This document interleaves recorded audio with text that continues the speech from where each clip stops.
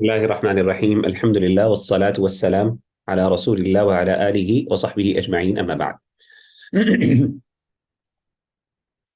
ہم حدیث میں باب الحث علی الخشوع فی الصلاۃ اس کو پڑھ رہے تھے. کیا مطلب ہے اس باب کا؟ مطلب یہ ہے کہ نماز کے اندر خشوع اور خضوع کا اہتمام کرنا، اور اس کے لیے جو ہمارے دین میں ہمیں انکریج کیا گیا ہے، ہمیں موٹیویٹ کیا گیا ہے، اس کے حوالے سے ہم انشاءاللہ یہ احادیث پڑھیں گے. مزید ہم نے کچھ احادیث پہلے بھی پڑھ لی ہیں، لیکن انشاءاللہ ہم یہاں سے آج آغاز کر رہے ہیں. تو سب سے پہلے انشاءاللہ میں کہوں گا سسٹر منزہ آپ ہی ایسا کریں کہ آپ انشاءاللہ آغاز کریں. یہ پہلی حدیث پڑھیے اس کی. آپ کے سامنے ڈسپلے ہو رہی ہوگی نا؟ جی سر. جی.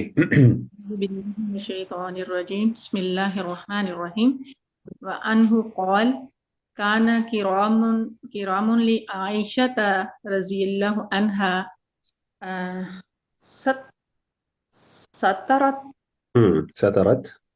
سترت به جانب بیتها فقال النبی صلی اللہ علیہ وسلم امیتی ان کرامکی هذا فإنه لا تزال تصاویر تعرض لي في صلاتي رواه البخاري واتفقا على حديثها في قصة أنبجانية أبي جهم وفيه فإنها الحتني عن صلاتي. ٹھیک ہے، جزاکم اللہ خیر. یہ جو حدیث ہے یہ سید عائشہ رضی اللہ تعالیٰ عنہ سے مروی ہے، اور اس حدیث میں حضرت عائشہ رضی اللہ تعالیٰ عنہ کی ایک چادر کا ذکر ہے. تو حدیث میں یہ موجود ہے کہ کان قرام لعائشہ، حضرت عائشہ کی ایک خوبصورت سی چادر تھی. قرام کہتے ہیں ایسی چادر کو جس پہ بہت سے نقوش بنے ہوں، خوبصورت ہو، اس میں ڈیزائنز بنے ہوں، اٹریکٹیو ہو. سترت بھی جانب بیتھا، انہوں نے اس کو لٹکایا ہوا تھا، یا پھر آپ سمجھ لیں اس کو ستر کیا ہوا تھا اس کے ساتھ اپنے گھر کے ایک حصے کو، یعنی ایک حصے میں اس چادر کو لٹکایا ہوا تھا. ظاہر ہے اس زمانے میں ایسے کمرے تو ہوتے نہیں تھے، تو چادروں کے ذریعے سیگریگیشن یا روم کے اندر روم کو یعنی رومز بنائے جاتے تھے. کچھ اپنے گھر کے حصے کو آپ سمجھ لیں ایک طرح سیگریگیٹ کرنا ہے، آئسولیٹ کرنا ہے. تو ہمارے ہاں پرانے زمانے میں، یہ گاؤں میں بھی ایسا ہی ہوتا ہے، بڑے بڑے ہالز ہوتے ہیں، کمرے ہوتے ہیں، تو سائڈ پہ اگر آپ نے کوئی چیز رکھنی ہوتی ہے تو آپ کیا کرتے ہیں، چادر لٹکا دیتے ہیں، اور اس چادر سے ایک قسم کی آئسولیشن، ایک چھوٹا سا روم سا بن جاتا ہے. تو اسی طریقے سے انہوں نے اس چادر کے ذریعے ڈھانپا ہوا تھا اس کے ساتھ جانب بیتی ہے، اپنے گھر کے ایک حصے کو. ٹھیک ہے نا؟ فقال النبی صلی اللہ علیہ وسلم، اللہ کے رسول صلی اللہ علیہ وسلم نے فرمایا انیطی عنا خرامکی ھذا، اسے دور ہٹا دو مجھ سے. خرامکی ھذا، تمہاری اس چادر کو، اپنی اس چادر کو ہم سے دور ہٹا دو. امیتی کا مطلب ہے دور ہٹا دو، عنا ہم سے، خرامکی ھذا اپنی اس چادر کو. فإنه لا تزال تصاویرہ، کیونکہ لا تزال برقرار رہیں، تصاویرہ اس کی تصاویر، تعرض لی فی الصلاۃ کہ وہ نماز میں میرے سامنے آتی رہیں. کیا مطلب ہے؟ یعنی نماز میں میرے سامنے آ کر خلل ڈالتی رہیں، میرے خشوع اور خضوع کو خراب کرتی رہیں. تو اللہ کے رسول صلی اللہ علیہ وسلم کے سامنے چادر لٹکی ہوئی تھی، آپ نے اس کو حکم دیا، اور اس چادر، آپ نماز پڑھ رہے تھے، غالباً اس کا آپ کا جو وہ جس طرف لٹکی ہوئی تھی وہ آپ صلی اللہ علیہ وسلم کے قبلے کی طرف ہوگی ڈیفینیٹلی. جب آپ نماز پڑھ رہے تھے اس میں، تو آپ کے سامنے نظروں کے آگے وہ چادر آ رہی تھی، اس کے جو ڈیزائنز تھے وہ آپ کے بار بار آنکھوں میں آ رہے تھے، اور نماز کے دوران وہ آپ کو ڈسٹرب کر رہی تھی، آپ کے خضوع کو خراب کر رہی تھی. تو آپ نے حکم دیا کہ اس چادر کو مجھ سے دور کر دو، کیونکہ اس کی وجہ سے نماز میری خراب ہو رہی ہے. یہ حدیث صحیح بخاری کے اندر. اسی طریقے سے واتفقا علی حدیثہما، واتفقا سے مراد یہ ہے بخاری اور مسلم. امام بخاری اور مسلم نے مل کے ایک اور حدیث کو بیان کیا ہے، اور وہ قصہ ہے انبجانیہ کا، جو ابو جہم، انبجانیہ کہتے ہیں ایک ایسی چادر کو، یہ بھی ایک چادر کا نام ہے. قرام بھی ایک چادر کو کہتے ہیں جو زیبائشی چادر ہوتی ہے، اور انبجانیہ بھی ایک چادر ہوتی ہے. انبجانیہ ایسی چادر کو کہتے ہیں ذرا جو موٹی ہوتی ہے، اور اس پہ کوئی ڈیزائن وغیرہ نہیں بنے ہوتے، پلین ہوتی ہے. تو اس حدیث کے اندر انہوں نے کہا کہ اس حدیث کے اندر ابو جہم نے جو چادر دی تھی، اس قصے کے اندر یہ اس چیز کا ذکر ہے، فَإِنَّهَا أَلْهَتْنِي عَنْ صَلَاتِي، کیونکہ اس نے مجھے غافل کر دیا میری نماز سے. فَإِنَّهَا، کیونکہ اس نے، الہتنی الہا یعنی الہا کا مطلب ہوتا ہے کہ غافل کرنا.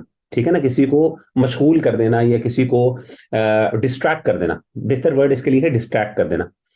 فإنها ألهتني عن صلاتي، کیونکہ اس نے مجھے غافل کر دیا میری نماز سے مجھے. ٹھیک ہے. تو بیسیکلی قصہ کیا ہے؟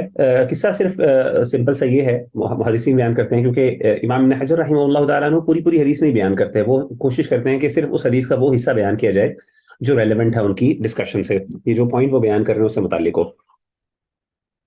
تو اس پوری حدیث کے اندر اصل میں ابو جہم رضی اللہ تعالیٰ عنہ ایک صحابی ہیں جنہوں نے اللہ کے رسول صلی اللہ علیہ وسلم کو ایک چادر گفٹ کی تھی، اور اس چادر کے اوپر ڈیزائنز بنے ہوئے تھے، کچھ چیزیں بنی ہوئی تھیں. تو آپ اللہ کے رسول صلی اللہ علیہ وسلم کو خوبصورت لگی، آپ نے کیا کیا کہ آپ نے نماز کے اندر وہ چادر اوڑھ لی اور آپ نماز پڑھ رہے تھے اس کے اندر. تو آپ نے دیکھا کہ نماز کے اندر ہی آپ کا دھیان اپنی اس چادر پہ چلا گیا. بعض اوقات انسان نے بڑے اچھے خوبصورت کپڑے پہنے ہو نا، تو ایون نماز پڑھ رہا ہو تو بار بار انسان کا دھیان کدھر جاتا ہے؟ اپنے کپڑوں پر جاتا ہے، دیکھ رہا ہوتا ہے کہ اچھا بڑے خوبصورت کپڑے ہیں، ڈیزائن ہے، یا کوئی ڈریسنگ اس نے اچھی کی پہنی ہو، خواتین نے بھی ظاہر ہے، تو ان کا دھیان بعض اوقات نئے نئے کپڑوں پر یہ خوبصورت چیز کے اوپر بار بار جا رہا ہوتا ہے. تو اسی طریقے سے اللہ کے رسول صلی اللہ علیہ وسلم کا دھیان بھی بار بار جا رہا تھا. تو نماز پڑھی تو آپ کو بڑا آپ کو یہ پسند نہیں آئی بات کہ میری نماز کے اندر یہ ڈسٹریکشن ہوئی ہے اس کی وجہ سے. تو آپ نے بیسیکلی حکم دیا کہ آپ ایسا کریں کہ ان کے پاس جائیں، ابو جہم کے پاس. آپ نے کسی کو حکم دیا کہ آپ جائیں واپس ابو جہم کے پاس اور ان سے کہیں کہ یہ چادر لے لیں اور مجھے انبجانیہ چادر دے دیں، دوسری چادر. غالباً آپ کو پتا ہوگا کہ ان کے پاس وہ چادر موجود ہے، اور ظاہر آپ نے ریپلیسمنٹ کس لیے بات کی؟ کیونکہ انہوں نے آپ کو تحفہ دیا تھا بڑی محبت سے، اور ظاہر اگر آپ تحفے کو لوٹاتے تو ان کو تھوڑا فیل ہوتا، ان کو تکلیف ہوتی کہ اللہ کے رسول نے میرے تحفے کو لوٹا دیا، پسند نہیں کیا. تو انہوں نے کہا کہ آپ ایسا کریں، ان سے کہیں کہ یہ چادر رکھ لیں، مجھے دوسری چادر دے دیں. اس سے پتہ چلا کہ گفٹ کو لوٹانے کا یا ریپلیس کرنے کی اجازت موجود ہے. ہم یہ کر سکتے ہیں کہ کسی سے کہیں اگر وہ کوئی ایسی چیز ہو کہ جو ہماری لیے اتنی سوٹیبل نہ ہو اور دوسری چیز اس کے پاس موجود ہو اور وہ دے سکتا ہو اور اسے کوئی مسئلہ بھی نہ ہو اس دینے میں، تو آپ اسے تقاضا کر سکتے ہیں کہ جی آپ مجھ سے یہ لے لیں، مجھے وہ والی چیز دے دیں. تو یہ اللہ کے رسول نے بھی کیا، اور ظاہر ہے اس کی بنیادی وجہ کیا تھی کہ نماز کے اندر وہ آ کے آپ صلی اللہ علیہ وسلم کو ڈسٹریکٹ کری تھی. تو ان دونوں حدیثوں سے کیا پتہ چلا کہ ایک نماز پڑھنے والے کو چاہیے کہ وہ حتی الامکان کوشش کرے کہ ہر وہ چیز جو اس کو ڈسٹریکٹ کرتی ہے اس کے سامنے سے ٹھیک ہے، اس چیز سے اوائڈ کرے. تو ایسی جگہوں پہ نماز پڑھنا جہاں پہ بہت زیادہ ڈیزائننگ ہوئی ہو، بہت زیادہ خوبصورتی ہو سامنے، یا ایسی چیزوں کو آگے رکھ لینا جس کی طرف بار بار انسان کی اٹریکشن جاری ہو. میں تو یہاں تک سمجھتا ہوں کہ ایون موبائل فون کو اسکرین اوپر کر کے سیدھا سامنے رکھ لینا نماز کے اندر وہ بھی ٹھیک نہیں ہے، کیونکہ ہوتا ہے کہ بعض اوقات کوئی میسیجز آتے ہیں، اس طریقے سے کوئی کالز آ جاتی ہیں، تو انسان کا دھیان نماز کے اندر کے بجائے سامنے موبائل جو پڑا ہوتا ہے سجدے کی جگہ پر وہاں پہ چلا جاتا ہے. تو ایسی چیزوں کو اوائڈ کرنا چاہیے اور خشوع اور خضوع کا اہتمام کرنا چاہیے، کیونکہ انسان اپنے رب سے مناجات کر رہا ہوتا ہے اس ٹائم، جیسے کہ ہم پچھلے حدیثوں میں پڑھتے ہیں. جزاکم اللہ خیر. اگلی حدیث پڑھتے ہیں جی انشاءاللہ. جی یہ حدیث سسٹر قصورہ عفاف آپ پڑھیے اگلی حدیث. النهي عن رفع البصر إلى السماء في الصلاة. وعن جابر بن سمرة سمورة قال قال رسول الله صلى الله عليه وسلم سمورة وعن جابر بن رضي سمورة الله عنه لينتهين أقوام يرفعون لينتهين أقوام يرفعون أبصارهم إلى السماء في الصلاة أو لا ترجع إليهم رواه مسلم. جی جزاکم اللہ خیر. یہ حدیث جو ہے یہ حضرت جابر بن سمورہ رضی اللہ تعالیٰ عنہ سے مروی ہے، اور اس میں بیسیکلی نماز کے دوران آسمان کی طرف دیکھنے سے منع کیا گیا. حضرت جابر بن سمورہ کہتے ہیں کہ اللہ کے رسول صلی اللہ علیہ وسلم نے فرمایا کہ لینتہین اقوام، چاہیے کہ بعض آ جائیں، اقوام لوگ. اصل میں یہ انتہا سے ہے، ینتہین جو ہے یہ بیسیکلی انتہا سے ہے، اور یہ اگرچہ خبر ہے لیکن یہ فعل امر کے حکم میں ہے، یعنی اس کا معنی یہ ہوگا بعض آ جائیں اخوان. ٹھیک ہے نا. اصل میں اس کا مطلب مضارع کا مطلب کیا جائے گا، کیونکہ یہ یعنی فعل مضارع ہے، اور اگر آپ عام مطلب کریں تو وہ بعض آ جائیں گی قومیں، ضرور بعض آ جائیں گی قومیں، اصل مطلب یہ کیا جاتا ہے. لیکن حقیقت میں اس کا مطلب عام طور پہ یہ اس طریقے سے جب استعمال ہوتا ہے تو اس کے اندر مقصود بیسیکلی امر ہوتا ہے، حکم ہے کہ بعض آ جائیں اقوام لوگ. ٹھیک ہے. تو بیسیکلی یہاں پہ جو نون ہے آخر میں، یہ نون جو ہے وہ تاکید کے لیے ہے، نون مشدد، یہ جو بیسیکلی تاکید کے لیے آتا ہے اور اس کے اندر بیسیکلی حکم ہے.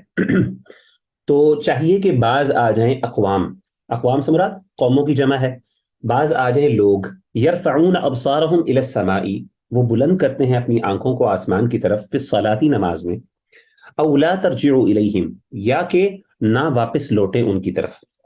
یہ امام مسلم نے ذکر کیا. کیا مطلب ہے کہ لوگوں کو چاہیے کہ جب وہ نماز پڑھ رہے ہوں تو آسمان کی طرف نہ دیکھیں، کہیں ایسا نہ ہو کہ اللہ تعالیٰ کو اتنا غصہ آئے کہ ان کی آنکھیں ہی اللہ اچک لے، جیسے کہ دوسری حدیث کے اندر اس بات کا ذکر آتا ہے. ٹھیک ہے نا؟ تو انسان کو چاہیے کہ نماز کے اندر خشوع اور خضوع کے ساتھ نظریں جھکا کے کھڑا ہو. کہاں پہ نظریں رکھنی چاہیے؟ جیسے کہ حدیث میں پتہ چلتا ہے سجدے کی جانب پہ، اور ایک حدیث میں ہمیں پتہ چلتا ہے کچھ جگہوں میں، یعنی بعض علماء کی یہ بھی رائے ہے کہ بالکل سامنے دیکھے، یا نیچے دیکھے یا بالکل سامنے دیکھے. جیسا کہ امام مالک رحمہ اللہ تعالیٰ عنہ کی رائے ہے، انہوں نے اس آیت سے استدلال کیا فولی وجہ کا شطر المسجد الحرام، اپنا چہرہ کس کی طرف پھیر لیں یا رکھیں؟ مسجد حرام کی طرف. تو ظاہر ہے سامنے دیکھیں، اگر کعبہ سامنے تو سامنے دیکھ لیں. یہ ان کی رائے ہے. لیکن جمہور علماء کی رائے یہی ہے کہ انسان کو چاہیے کہ وہ سجدے کی جانب دیکھے، اوپر نہ دیکھے، خاص طور پہ آسمان کی طرف نہ دیکھے، کیونکہ صحابہ شروع میں اس حکم سے پہلے، اس آیت کے حکم سے پہلے، اس حدیث کے منشن ہونے سے پہلے، یہ اس حکم سے پہلے وہ آسمان کی طرف نماز کے درمیان نظر اٹھا لیا کرتے تھے. جیسے کیونکہ اللہ تعالیٰ آسمانوں کے اوپر ہیں، تو وہ ایک قسم کا اللہ تعالیٰ چونکہ وہ اپنے آپ کو اللہ تعالیٰ کی طرف توجہ مرکوز کرنے کے لیے آسمان کی طرف اٹھا لیتے تھے. لیکن ہوتا یہ کہ جب انسان آسمان کی طرف اٹھاتا ہے تو وہ بڑی عجیب سی ایک سچویشن ہوتی ہے کہ انسان کا منہ آسمان کی طرف ہے اور انسان نماز پڑھ رہا ہے. ہمبلنس اور ہیوملٹی کا اور خشوع اور خضوع کا تقاضا یہ ہے کہ انسان کی نظریں جھکی ہوں، بالکل ادب سے کھڑا ہو. ٹھیک ہے؟ تو اسی لیے ضروری ہے، اور اس میں ترجیح ہے، اس میں باقاعدہ، یعنی جیسے آپ سمجھ لیں قسم کی تنبیہ ہے، جیسے کہ اللہ کے رسول نے فرمایا کہ کہیں ایسا نہ ہو کہ وہ واپس ہی نہ لوٹیں آنکھیں، یعنی آسمان کی طرف دیکھ کے نماز آپ پڑھ رہے ہیں تو کہیں ایسا نہ ہو کہ اللہ کو غصہ آ جائے اور آپ کی نظریں جو ہے، آپ کی آنکھیں یا آپ کی بصارت جو ہے وہ چلی جائے. تو اس سے پتہ چلا خشوع اور خضوع کے اندر ضروری ہے. خشوع اور خضوع کا تقاضا یہ ہے، حدیث سے پتہ چلتا ہے کہ انسان ہمبلنس اور ہیوملٹی سے کے ساتھ نظریں جھکا کر کیا کرے، نیچے کھڑا ہوا اور اس کی آنکھیں نیچے ہوں، سجدے کی جانب ہوں.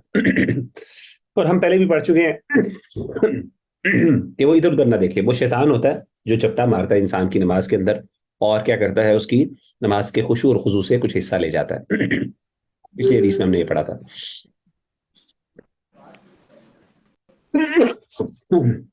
چلیں جی، اگلی حدیث پڑھتے ہیں جی. سسٹر قصوارہ نے پڑھ لی، سسٹر روشان خان آپ پڑھیے. حکم الصلاة عند حضور الطعام او مدافعة الاخبثین. جی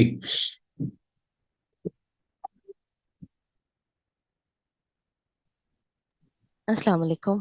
وعلیکم السلام ورحمۃ اللہ وبرکاتہ. جی وله عن عائشة رضی اللہ عنہا قالت سمعت رسول اللہ صلی اللہ علیہ وسلم یقول لا صلاة بحضرة طعام ولا هو يدافعه الأخبثان. سر جی یہ صحیح پڑھا ہے میں نے؟ جی يدافعه الأخبثان. هو يدافعه الاخبثان. جی جی بالکل ٹھیک ہے. یہ حدیث جو ہے حضرت عائشہ رضی اللہ تعالیٰ عنہ سے مروی ہے. وہ فرماتی ہیں کہ سمعت رسول اللہ صلی اللہ علیہ وسلم یقول، میں نے سنا اللہ کے رسول صلی اللہ علیہ وسلم کو یہ کہتے ہوئے، لا صلاۃ، نماز نہیں ہوتی، بحضرۃ طعام، کھانے کے حاضر ہونے کے ساتھ، یعنی جب کھانا پیش ہو جائے اس وقت اگر انسان کھانے کو چھوڑ کے نماز پڑھ لے تو نماز نہیں ہوتی. ولا ہوا، اور نہ وہ ہوتی ہے، یدافعہ الاخبثان، جب انسان کو ضرورت ہو دو خبیث چیزوں کو دور کرنے کی. ٹھیک ہے؟ اور نہ اس وقت بھی نماز نہیں ہوتی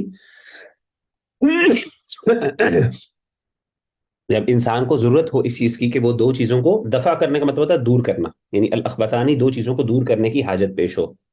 وہ کون سی دو چیزوں کی حاجت ہے؟ ظاہر ہے انسان کو جب باتھ روم جانا ہوتا ہے تو انسان کا جو ڈیفیکیشن ہوتی ہے، یا انسان کو جو ہے وہ اسٹول پاس کرنا ہوتا ہے، یا پھر آپ سمجھ لیں یورینیٹ کرنا ہوتا ہے، تو یہ دو خبیث چیزیں ان کو خبیث کہا جاتا ہے، یہ اخبث سب سے خبیث ترین چیزیں.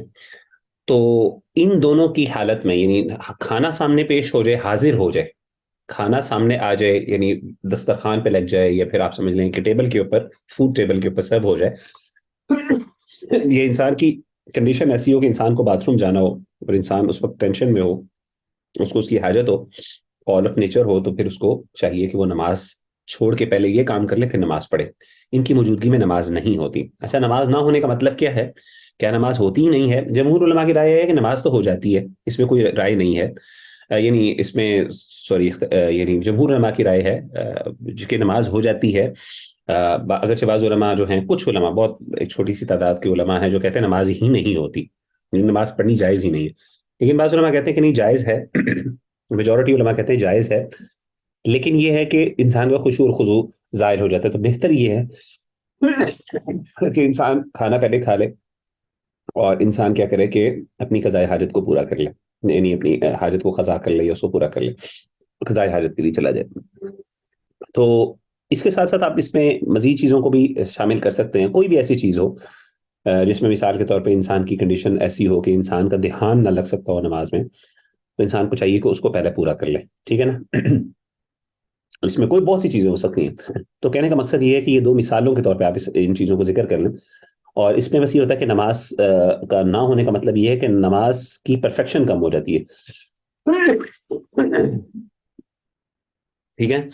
تو نماز نہ ہونے کا مطلب یہ ہے کہ نماز کہ وہ اس معیار پہ پوری نہیں اترتی, یا پھر وہ نماز اس طرح کی نہیں ہوتی ادا جس طرح کی اللہ تعالیٰ کو مطلوب ہے. اس کا اجر و ثواب کم ہو جاتا ہے, خشوع اور خضوع کم ہو جاتا ہے. ظاہر ہے انسان کا دماغ نہیں اور لگا ہوا ہے, وہ پریشان ہے, وہ جلدی جلدی اس نماز کو اپنے سر سے اتارنا چاہ رہا ہے کیونکہ اس نے اپنی ضرورت کو پورا کرنا ہے.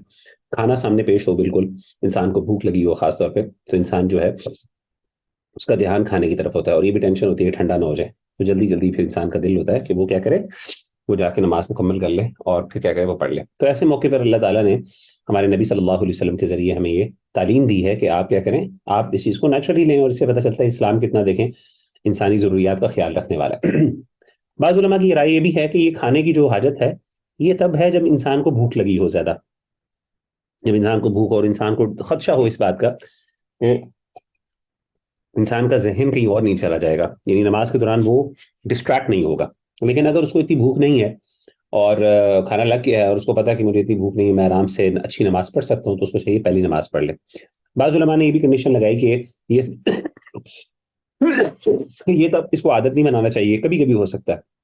اسی طریقے سے بعض علماء نے یہ بھی کہا کہ یہ تب حکم ہے جب انسان کی نماز کا وقت ہو, یعنی اگر نماز کا وقت ضائع ہو رہا ہے, مثال کے طور پہ انسان بالکل کھانا اس ٹائم پیش ہو, انسان نے ظہر کی نماز عصر کی نماز پڑھنی ہے اور بالکل سورج غروب ہونے والا, تو اس وقت کیا کرے کہ وہ پہلے نماز پڑھ لے, بعد میں یہ کام کر لے, کیونکہ اس کو ڈر ہے, یعنی خدشہ اس بات کا ہے کہ کہیں وہ نماز نہ نکل جائے.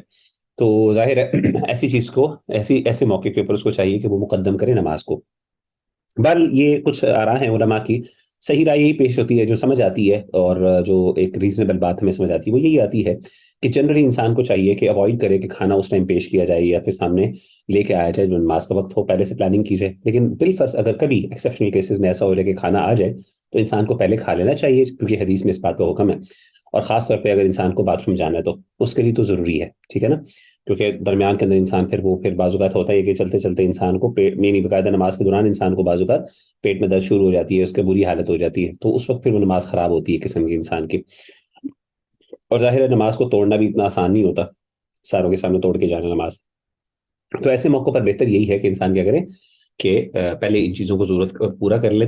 لیکن جنرلی کوشش کرنا چاہیے کہ اگر سچویشن یعنی اگر بہت زیادہ خراب نہیں ہے اور جنرلی انسان کو اتنا کوئی ایشو بھی نہیں ہے کھانے کا, تو یا تو کھانے کو ویسے ہی تھوڑا سا ڈیلے کر دیا جائے, مؤخر کر دیا جائے, یا پھر اگر زیادہ ضرورت ہے تو انسان اس کو کھا لے.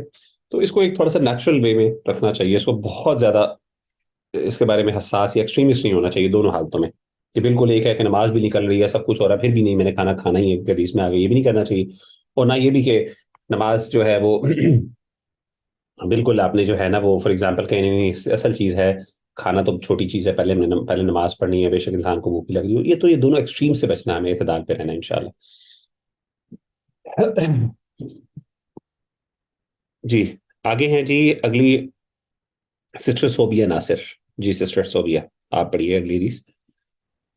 جی السلام علیکم استاد جی. وعلیکم السلام ورحمۃ اللہ وبرکاتہ. اعوذ باللہ من الشیطان الرجیم. بسم اللہ الرحمن آپ کی نا آواز کم آ رہی ہے, مجھے پتہ نہیں کیوں. تھوڑا سا اگر غصہ بول رہے تو جی جی. وعن ابی ہریرہ, اب صحیح جی جی آواز آ رہی ہے آپ کو؟ آواز تو آ رہی ہے لیکن کم آ رہی ہے, لیکن کوئی بات نہیں آپ پڑھ لیں چلیں. وعن ابی ہریرہ رضی اللہ عنہ ان النبی صلی اللہ علیہ وسلم قال التثاؤب من الشیطان فاذا تثاءب احدکم فلیقظم ما استطاع. رواہ مسلم والترمذی وزاد فی الصلاۃ.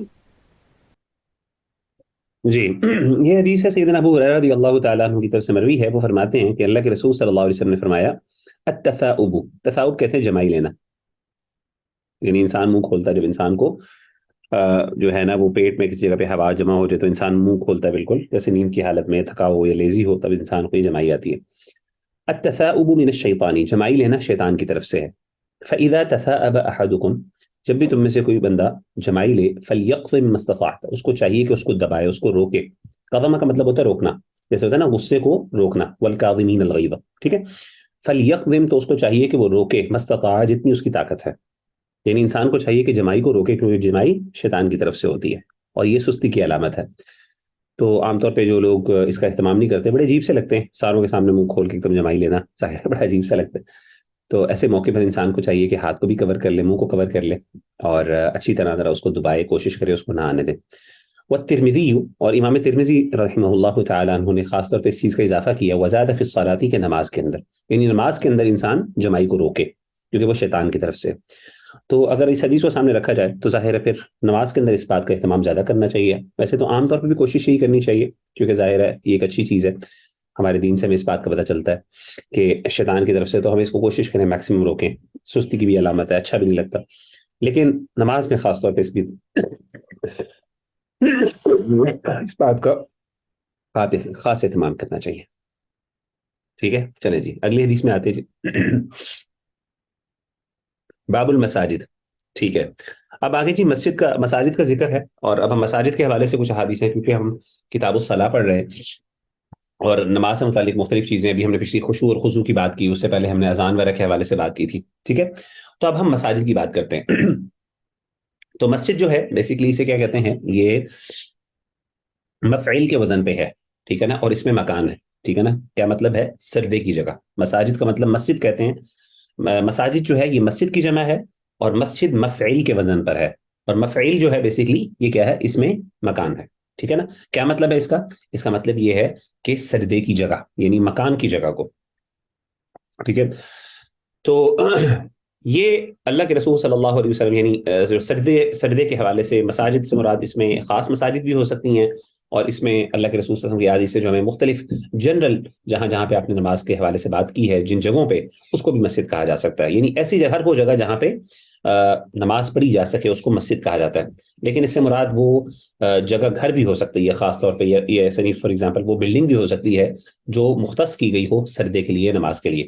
ٹھیک ہے نا، اللہ کے رسول صلی اللہ علیہ وسلم شرعی طور پہ تو مسجد ہر پوری زمین کو کہا جاتا ہے، جیسے کہ حدیث میں آتا ہے جعلت لی الارض مسجدا وطہورا، کہ میرے لیے زمین کو بنا دیا گیا مسجد اور طہور، پوری زمین کو بنا دیا گیا سردے کی جگہ اور پاکیزہ، سوائے اوبویسلی کچھ ایکسیپشنز کے جو حدیث میں ذکر ہے، جیسے الا الحمام، یعنی باتھ روم کی جگہ، یا اس طریقے سے جو پلید جگہ ہیں. ٹھیک ہے نا، قبرستان اور پلید جگہ ہیں، یعنی ناپاک جگہ ہیں، باتھ روم وغیرہ وہاں پہ نہیں پڑھنی چاہیے، وہاں پہ وہ ظاہر ہے ناپاک جگہ ہیں، اس وجہ سے وہاں پہ نماز نہیں پڑھنی چاہیے، وہ مسجد کی جگہ، وہ سردے کی جگہ نہیں ہے. لیکن جنرلی اس کے علاوہ ہر صاف جگہ پہ نماز پڑھی جا سکتی ہے، یہ اللہ کے رسول صلی اللہ علیہ وسلم ذکر کے. تو جنرلی مسجد ہر ایک جگہ جہاں پہ نماز پڑھی جائے اس کو مسجد کہا جاتا ہے. اور اسپیسیفکلی آپ سمجھ لیں کہ اس بلڈنگ کو بھی مسجد کہا جاتا ہے جہاں جو مختص کی گئی ہو یا جس کو اسپیسیفکلی نماز کے لیے خاص کر دیا گیا ہو. جیسے کہ اس حدیث میں آتا ہے آپ کے سامنے حدیث احب البلاد الی اللہ مساجدها وابغض البلاد الی اللہ اسواقها، کہ اللہ تعالیٰ کے ہاں سب سے زیادہ پسندیدہ جگہ کون سی ہیں، وہ مساجد ہیں، اللہ کے گھر ہیں. وابغض البلاد الی اللہ، اور اللہ کے ہاں سب سے بدترین جگہ کون سی ہیں، اسواقها، جو مارکیٹ پلیسز ہیں. ٹھیک ہے، یعنی بازار ہیں. تو یہاں پہ مساجد سے مراد کیا، اوبیسلی اب تو بازار میں بھی نماز پڑھی جا سکتی ہے تو وہ بھی تو مسجد ہے. تو یہاں پہ مساجد سے مراد خاص طور پہ وہ والی مسجد ہے جو کہ ایک مخصوص جگہ ہو جہاں پہ نماز کے لیے نماز پڑھی جاتی ہو اور عبادت کا اہتمام کیا جائے. تو اب کیسے پتہ چلے گا کہ اگر ہم حدیث پڑھ رہے ہیں تو یہاں پہ کسی اسپیسیفک مسجد کا ذکر ہو رہا ہے یا کسی جنرل ہر وہ جگہ جہاں پہ نماز پڑھی جا سکتی ہے اس کا ذکر کیا جا رہا ہے؟ وہ کانٹیکسٹ اور سیاق بتا دے گا، سیاق سے پتہ چل جائے گا آپ کو نا، اس کے بیک گراؤنڈ سے پتہ چل جائے گا اس حدیث کے کہ یہ بیسیکلی جنرل کسی جگہ کی بات ہو رہی ہے جہاں پہ نماز پڑھی جائے، یا پھر خاص طور پہ اس جگہ کی بات ہو رہی ہے جہاں پہ جو نماز کے لیے مختص کی گئی ہو جگہ. چلیں جی اگلی حدیث جو ہے یہ پڑھیں گی سسٹر صوبیہ ناصر نے پڑھ لیا، سسٹر صوبیہ نے پڑھ لیا، سسٹر سونیا، جی سسٹر سونیا جمیل آپ پڑھیے پلیز.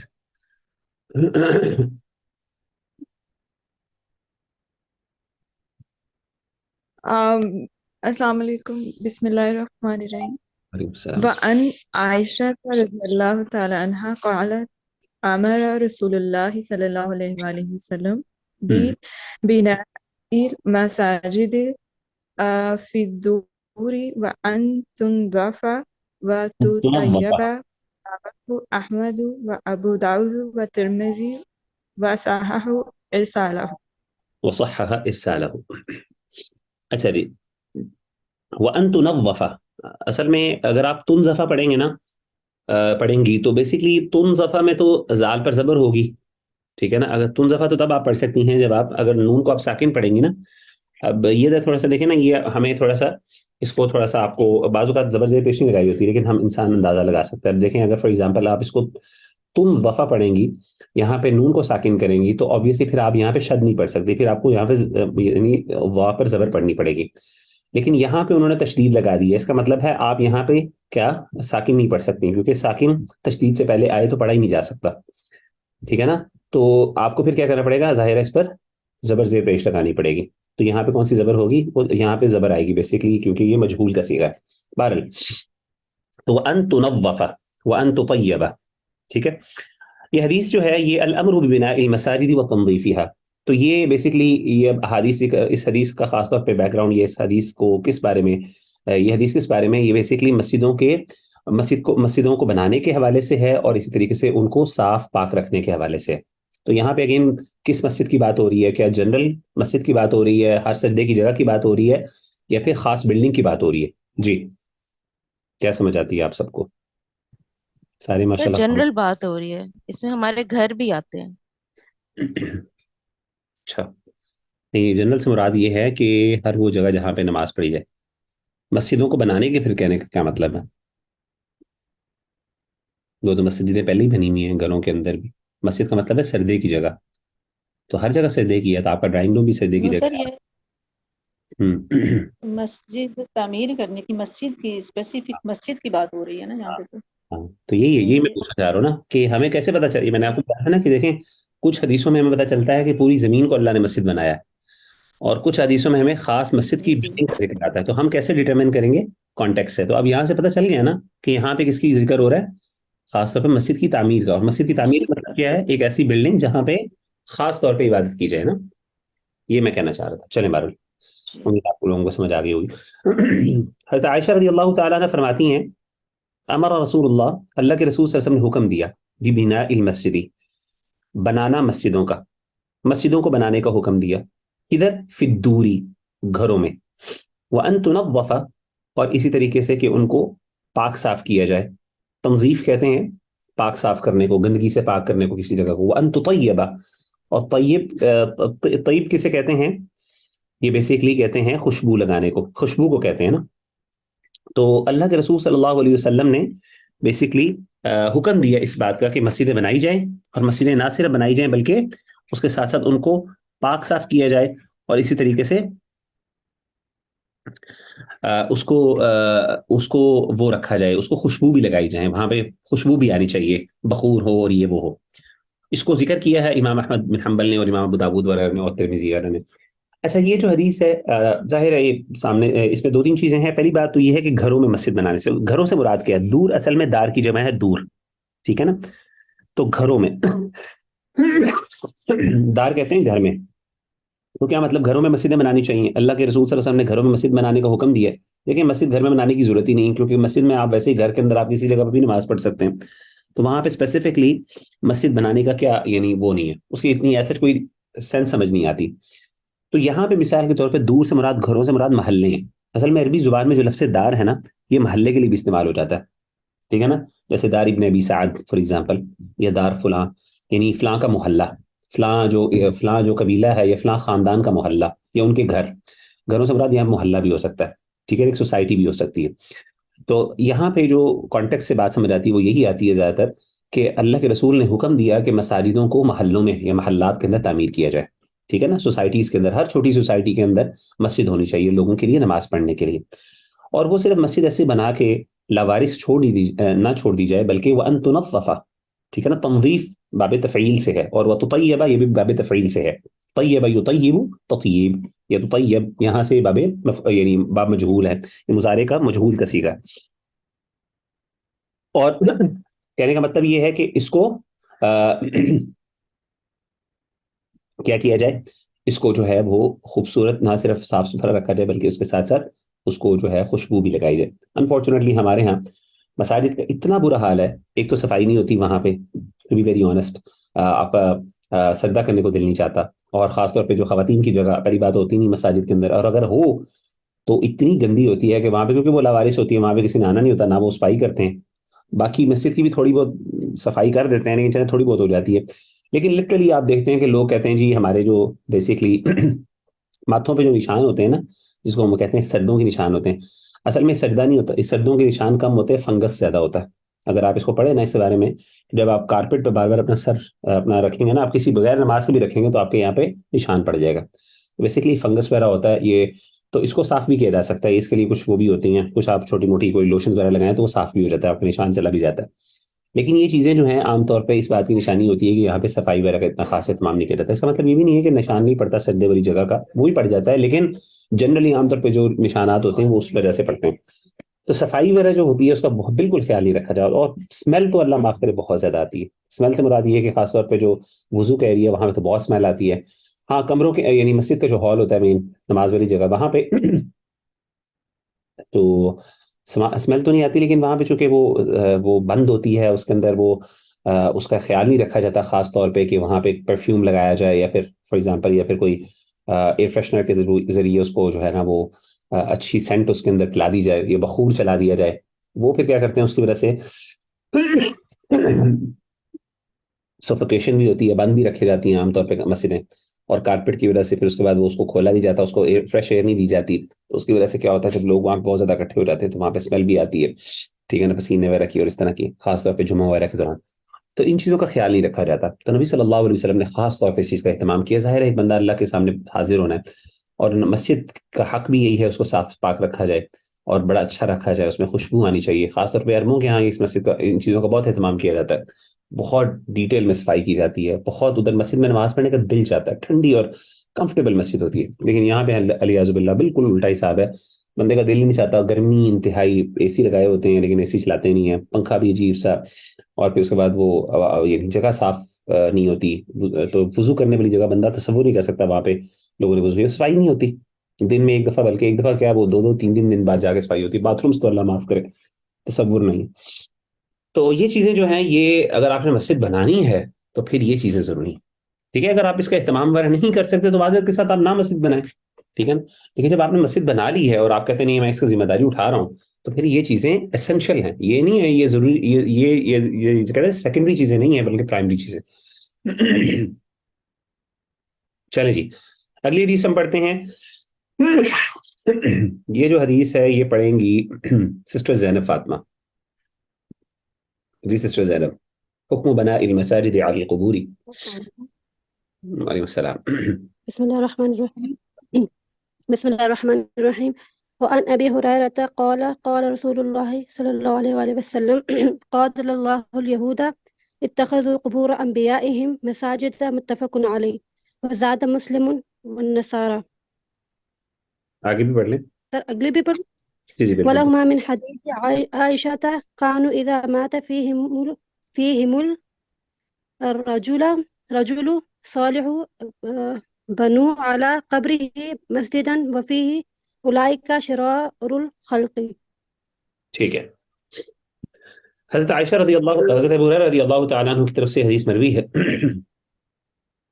وہ فرماتے ہیں کہ اللہ کے رسول صلی اللہ علیہ وسلم نے فرمایا قاتل اللہ الیہود، اللہ تعالیٰ تباہ کر دے یا برباد کر دے یہودیوں کو. قاتل کا مطلب ہوتا ہے کہ جنرلی یہ بد دعا کے معنی میں استعمال ہوتا ہے کہ اللہ تعالیٰ تباہ کر دے یہودیوں کو، قتل کر دے یا مار دے یا اللہ عذاب بھیج دے. یعنی عام طور پہ اس کو تباہ کے معنی میں استعمال کیا جاتا ہے. اتخذوا قبور انبیائہم مساجد، انہوں نے پکڑ لیا اپنے انبیاء کی قبروں کو مساجد، سردے کی جگہ. تو کیا مطلب کہ انہوں نے دو مطلب ہو سکتے ہیں. ایک مطلب تو یہ ہے کہ انہوں نے قبروں کی طرف ہی سجدے کرنے شروع کر دیے، شرک کرنا شروع کر دیے، ظاہر ہے وہ یہ کام بھی کرتے رہے. دوسرا یہ بھی مطلب یہ ہے کہ ان جو ہے مساجد یعنی قبروں کی جگہ پہ جا کے نمازیں پڑھنا شروع کر دیں، تاکہ اس جگہ سے تبرک لیتے ہوئے کہ یہ جہاں پہ ہمارے فلان النبی ہیں وہ جو ہے نا وہ دفن ہیں، تو یہ جگہ بڑی ببرکت ہے، تو ہم یہاں پہ نماز پڑھا کریں گے. تو obviously آپ کو بتائیے دونوں کام جو ہیں حرام ہے اور یہ شرک کی طرف لے کے جاتے ہیں.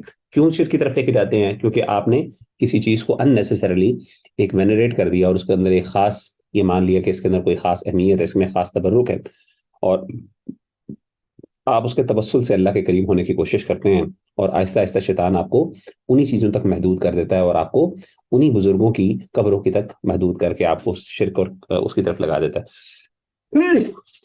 تو اس سے پتہ چلا obviously انبیاء کی قبروں کی طرف سجدہ کرنا تو ویسے ہی حرام ہے، بالکل وہ obviously شرک میں آ جاتا ہے. لیکن ایسی جگہوں پہ جا کے اسپیشلی اس نیت سے جانا کہ فلاں جگہ پہ فلاں ولی کی قبر ہے یا فلاں نبی کی قبر ہے، تو وہاں پہ جا کے میں نماز پڑھوں یا پڑھوں گی تو اس میں ثواب زیادہ ہوگا. تو یہ سب حرام ہے، یہ بدعات اور خرافات ہیں، ایسی چیزوں سے اوائڈ کرنا چاہیے. تو اللہ کے رسول صلی اللہ علیہ وسلم نے باقاعدہ بد دعا دی یہودیوں کو. اور ایک اور صحیح مسلم کی حدیث میں نصارہ کا بھی ذکر ہے، یعنی قاتل اللہ الیہود والنصارى، اللہ تباہ کر دے یہودیوں اور عیسائیوں دونوں کو. ولہما، اور اسی طریقے سے صحیح بخاری اور صحیح مسلم نہیں ایک اور حدیث ذکر کی ہے، من حدیث عائشہ، حدیث عائشہ رضی اللہ تعالیٰ، پہلے حدیث ابو ہریرہ رضی اللہ تعالیٰ عنہ کی طرف سے، دوسری طرف حضرت عائشہ کی طرف سے.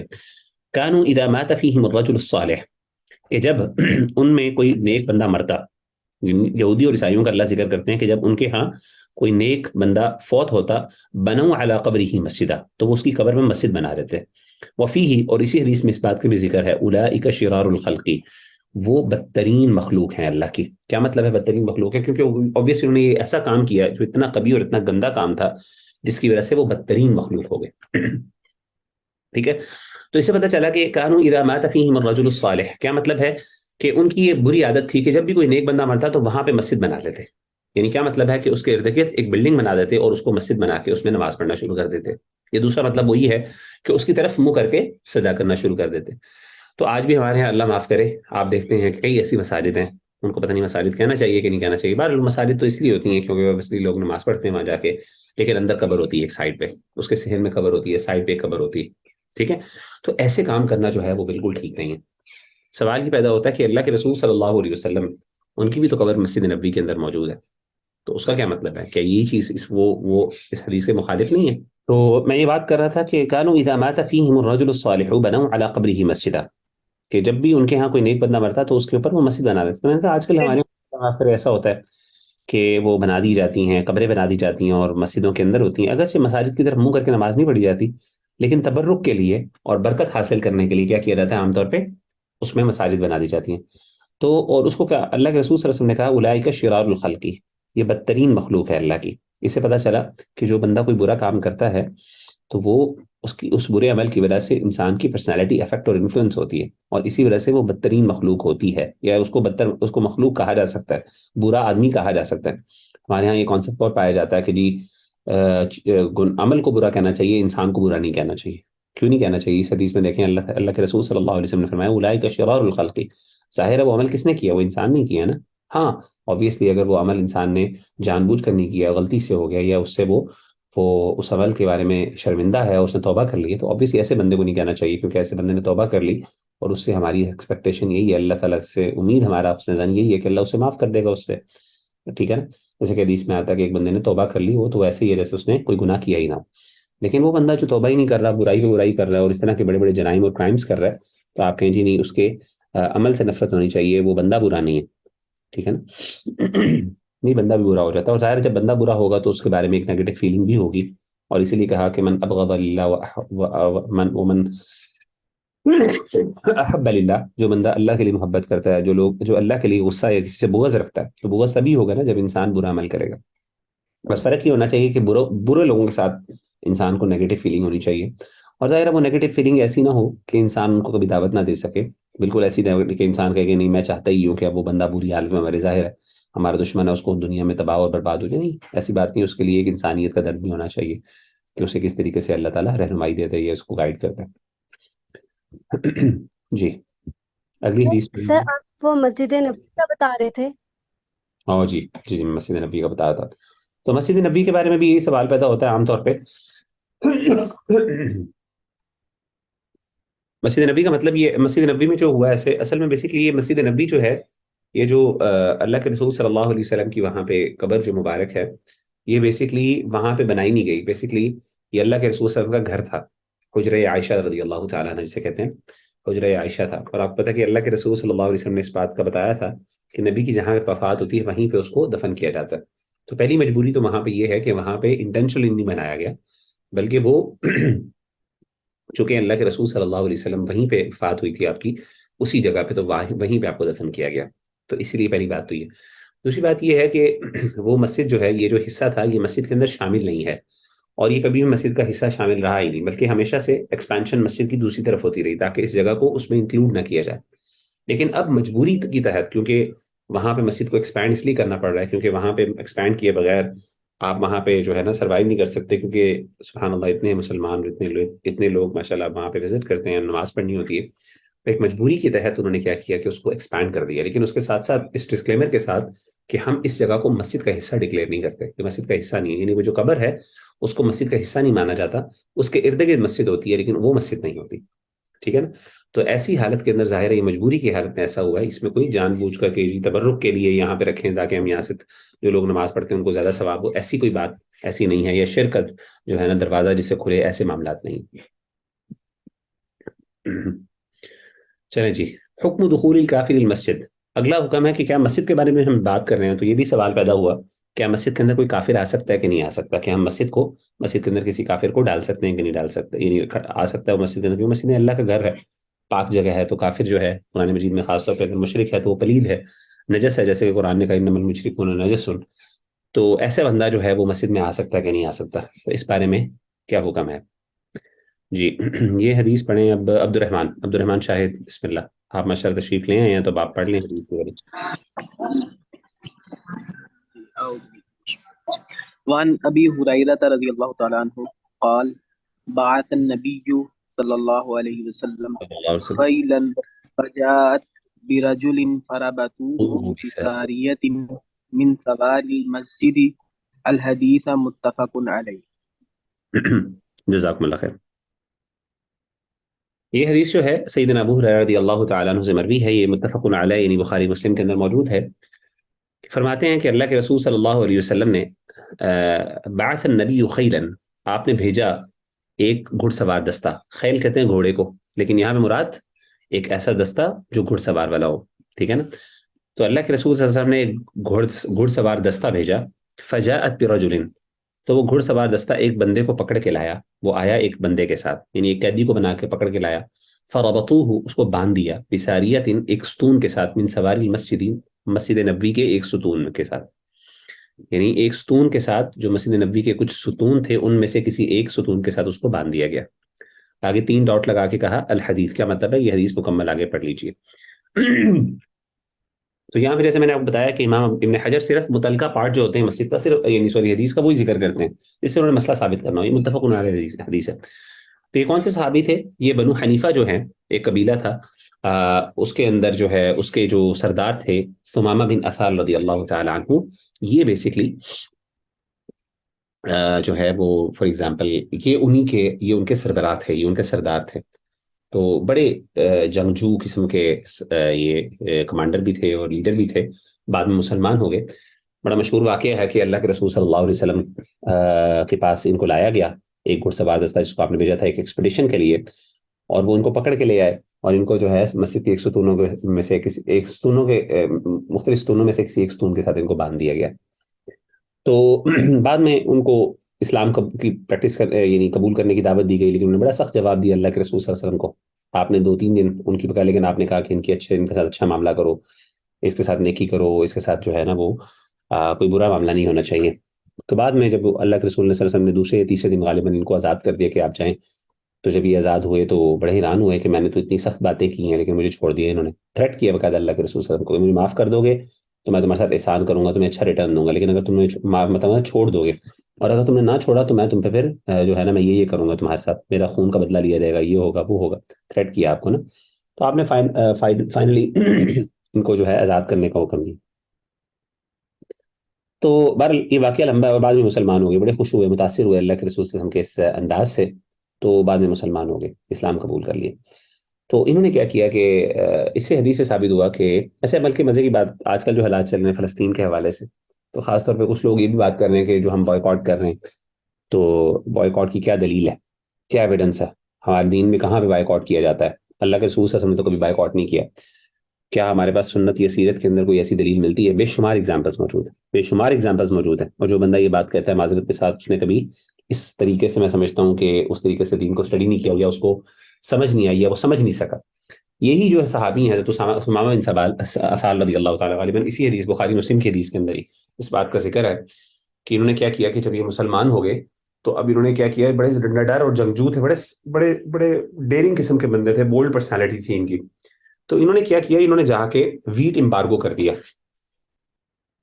یعنی اس کے اوپر نا قریش کو یہ نا ویٹ بیچتے تھے، ٹھیک ہے نا، گندم بیچتے تھے، ٹھیک ہے، تو کافی اچھی یعنی ان کی پیداوار ہوتی تھی اور قریش بڑا ان سے لیا کرتے تھے. تو انہوں نے کیا کیا، انہوں نے کہا کہ چونکہ اب مسلمان ہو گئے تھے تو انہوں نے کہا کہ یہ اللہ کے رسول صلی اللہ علیہ وسلم کے ساتھ زیادتی کرتے ہیں اور مسلمانوں کے ساتھ ظلم کرتے ہیں اور ان کے ساتھ جو ہے نا وہ ان کی جنگ ہے. تو انہوں نے کیا کیا کہ اس پر امبارگو لگا دیا، ان کو روک دیا. انہوں نے کہا کہ میں تمہیں تب تک نہیں گندم بیچوں گا جب تک کہ تم مسلمان نہیں ہو جاؤ گے. تو فار نے شروع میں تو نہیں مانے، انہوں نے کہا ٹھیک ہے نا دو، ہم کہیں اور سے لے لیں گے. لیکن پھر آخر کار اتنے وہ مجبور ہو گئے، انہوں نے باقاعدہ اللہ کے رسول صلی اللہ علیہ وسلم کے پاس آ کے ریکویسٹ کی کہ اللہ کے رسول آپ ان سے کہیں کہ ہمارے ساتھ جو ہے نا وہ معاملہ کر لیں، ہمارے لیے بڑا مشکل ہو رہا ہے. تو اللہ کے رسول صلی اللہ علیہ وسلم نے پھر اس کی اجازت دے دی. اس سے پتہ چلتا ہے کہ باقاعدہ اس کی دلیل موجود ہے کہ ایک امبارگو لگایا جا سکتا ہے. ہم سیلنگ پہ بھی لگا سکتے ہیں، خریدنے پہ بھی لگایا جا سکتا ہے. تو یہاں پہ تو ہم خریدنے کی بات کر رہے ہیں، تو اس حدیث میں سیلنگ کا ذکر ہے کہ آپ کسی کو بیچنے سے روک سکتے ہو. ظاہر ہے ہر وہ چیز، یعنی اس کا مقصد اصل میں بیسکلی یہی ہوتا ہے کہ آپ کسی کو، دشمن کو کیا کرو، دشمن کو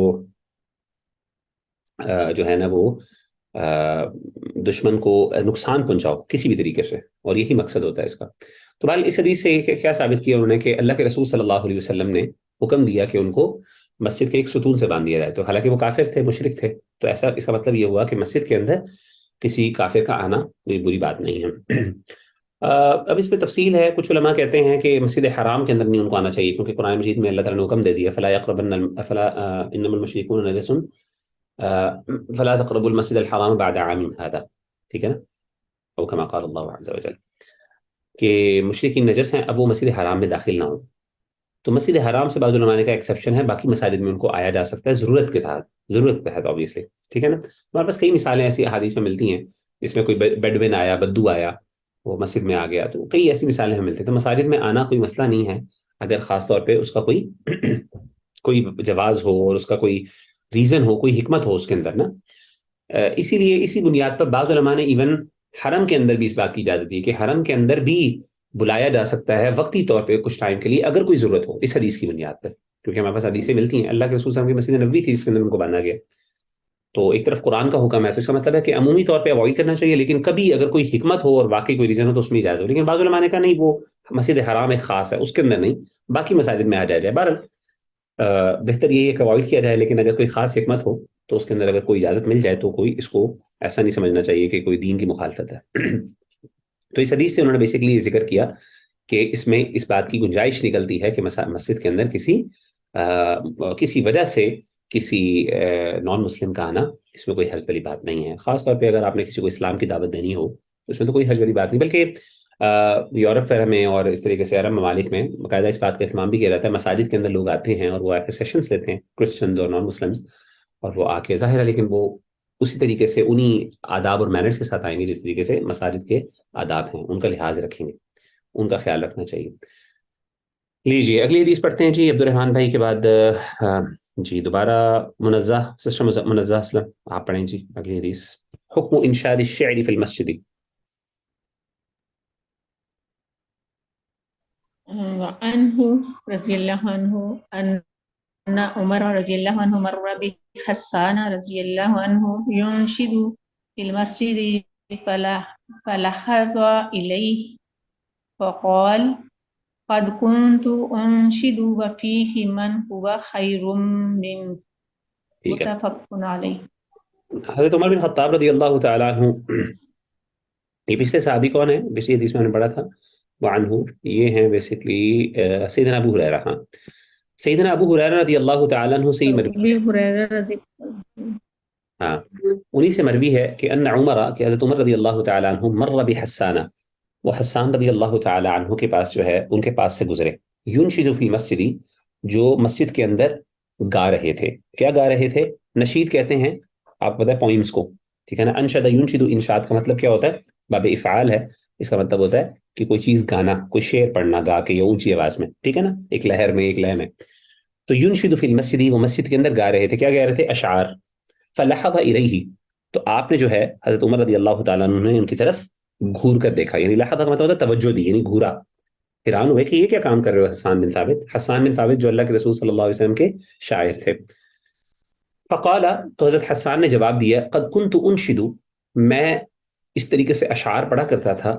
وفیہ، اور اس مسجد میں ہوتے تھے من ہوا خیر منک، جو آپ سے بہت بہتر تھے. مراد کون ہے؟ اللہ کے رسول. یعنی اللہ کے رسول صلی اللہ علیہ وسلم کی موجودگی میں جب وہ اس مسجد میں ہوتے تھے تو میں تب بھی اشعار پڑھا کرتا تھا. تو جب ان کے سامنے میں پڑھ لیتا تھا اور وہ آپ سے بہتر تھے اور انہوں نے مجھے نہیں روکا، تو آپ کون ہوتے مجھے روکنے والے؟ بیسیکلی یہ مطلب ہے. یہ حدیث بخاری مسلم میں. اس سے پتہ چلا کہ اچھے اشعار جو ہیں، اچھے اشعار مسجد کے اندر پڑھے جا سکتے ہیں، خاص طور پہ جن کے معنی اچھے ہوں اور جس کے اندر ترغیب ہو یا ترغیب ہو، موٹیویشن کرنا ہو دین کے معاملات میں. لیکن فضول اشعار پڑھنا، ٹھیک ہے نا، عشق مشوقی پر پڑھنا اور اس طرح کی غلط چیزیں یا گندگی جو ہے وہ، یہ گانے وغیرہ اللہ معاف کرے، یا شرکیہ الفاظ اس طریقے سے ہمارے یہاں قوالیاں وغیرہ اس طرح کی سے کی جاتی ہیں، تو ایسے اشعار پڑھنا جو ہیں، غزلیں جو خاص طور پہ جن کے کوئی اچھے معنی نہیں ہیں اور اس میں عشق مشوقی کی باتیں ہیں، ایسی چیزوں کو پڑھنا، یہ چیزیں ناجائز ہیں. لیکن اچھے اشعار کو پڑھنا، یہ اس بات کی اجازت ہے. اور اگین وہی والی بات یہ ہے کہ وہ اچھے اشعار ہوں، آداب کا لحاظ رکھا جاتا ہو اور اس کے اندر کوئی برائی نہ ہو، جیسے کہ اس حدیث میں. تو اسے پتہ چلا کہ مسجد کے اندر اشعار کو پڑھنا یا کوئی نظم پڑھ لینا، اچھی کوئی پوئم پڑھ لینا جس کے معنی بہت اچھے ہوں، ترغیب ہو، تو اس میں کوئی نیگیٹو بات نہیں ہے. تو جی ہم یہاں پہ اپنی اس کلاس کو مکمل کرتے ہیں انشاءاللہ. السلام علیکم ورحمۃ اللہ وبرکاتہ.